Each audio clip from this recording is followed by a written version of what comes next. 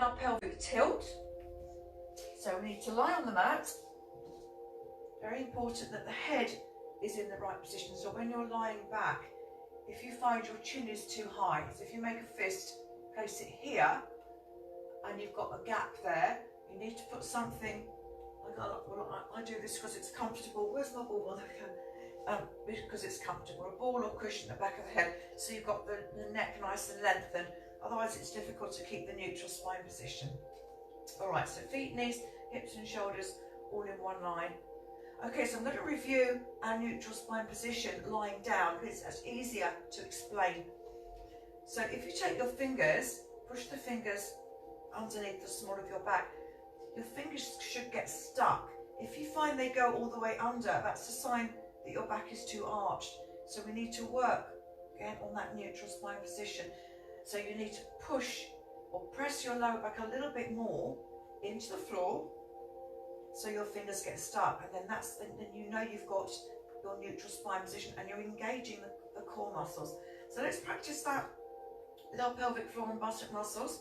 So pelvic floor first, buttock muscles, breathing in through the nose, rib cage of course, breathing out through the mouth, rib cage closing, and then put your hand here and sort of draw or suck your abdominals in away from your hand, and hopefully you're going to feel a little bit, you're going to feel that core engagement a little bit more.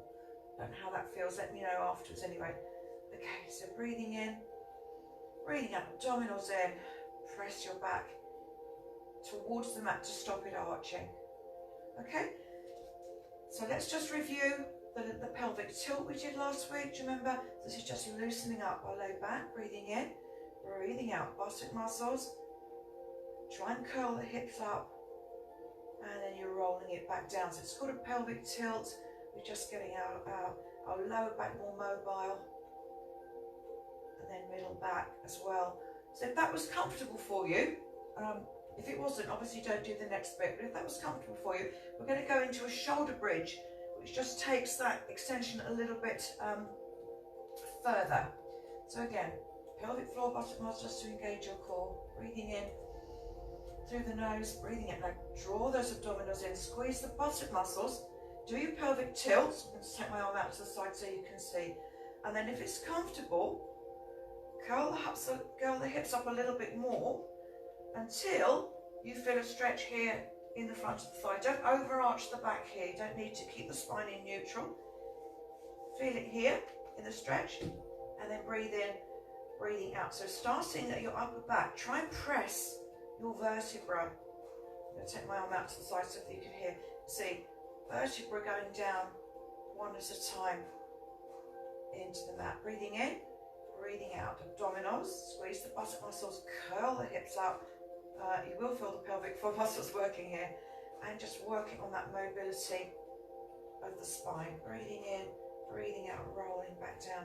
So again, this is another exercise to do, to practice at home in between the classes. How does that feel? Hope that feels good. And then we've just got one more thing to add in here. So we're going to add the arms in, if it's comfortable, all the way back to the floor.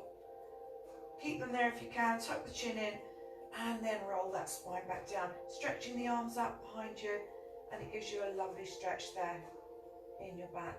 Breathing in, breathing out, curling up.